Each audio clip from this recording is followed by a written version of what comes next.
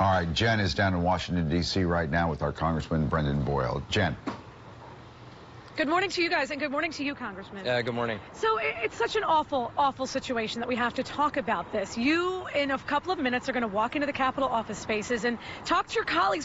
What are you guys going to do? I know you've already had a sit-in. What can be done?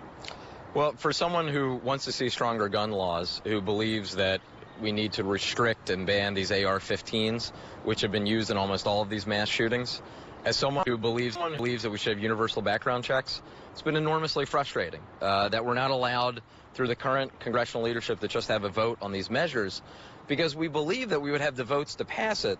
The problem is right now the House Speaker and the congressional leadership continues to block the legislation from even having a vote. That's why we participated, and I participated in the sit-in, which was actually an act of civil disobedience because it was illegal. But when I participated in the sit-in over a year ago, after yet another mass shooting, that's what that was about, to say, let us have a vote on universal background checks and the assault weapon, the AR-15.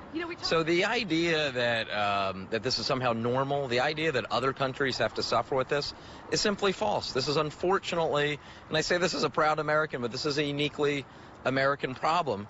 And if we don't act finally, and by we I mean Congress, we're going to be right back here again, having the same conversation after yet another mass shooting in a school. So I know you talk about this, and it's certainly political, right? Because both sides want it their way, and both sides are kind of digging in.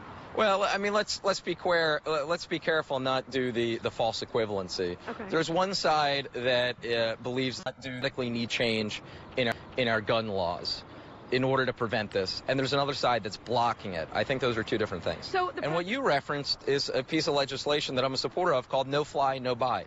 So if you're on the No Fly watch list, you should not be able to go into a gun store and buy a gun within 5-10 minutes. In terms of our universal background checks, the reason why that's important is we have a background check system, but only right now about 50% of gun sales go through that background check system. There's so many loopholes in it. The whole other 50% of guns that are bought and sold in the United States completely evade the background check system. So those are the holes that we need to fix.